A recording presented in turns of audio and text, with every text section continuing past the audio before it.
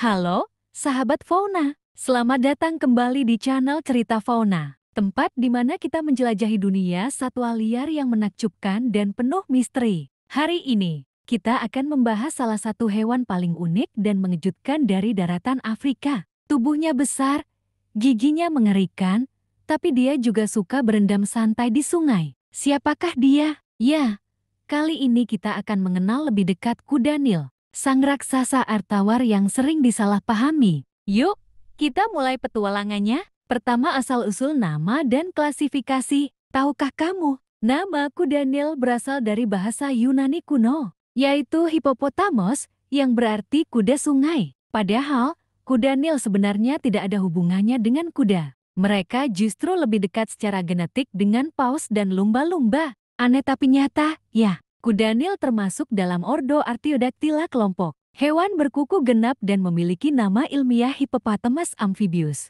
Kedua ciri fisik dan adaptasi. Kuda Nil bisa memiliki berat hingga 1.500 kg untuk betina dan lebih dari 3.000 kg untuk jantan. Meski badannya besar dan terlihat gemuk, mereka sebenarnya sangat kuat dan cepat. Bahkan, mereka bisa berlari hingga 30 km/jam di darat dalam jarak pendek. Kulit kuda Nil sangat tebal, hingga 6 cm, dan mengeluarkan cairan merah muda, seperti keringat yang berfungsi sebagai tabir surya. Alami sekaligus antiseptik. Itu sebabnya mereka tampak seperti berdarah saat terkena sinar matahari. Ketiga, habitat dan kehidupan sosial. Kuda Nil hidup di Afrika Sub-Sahara, terutama di sungai, danau, serta rawa. Mereka sangat tergantung pada air untuk menjaga suhu tubuh dan kelembapan kulit mereka. Menariknya, kuda Nil adalah hewan sosial. Mereka hidup dalam kelompok besar yang disebut pod,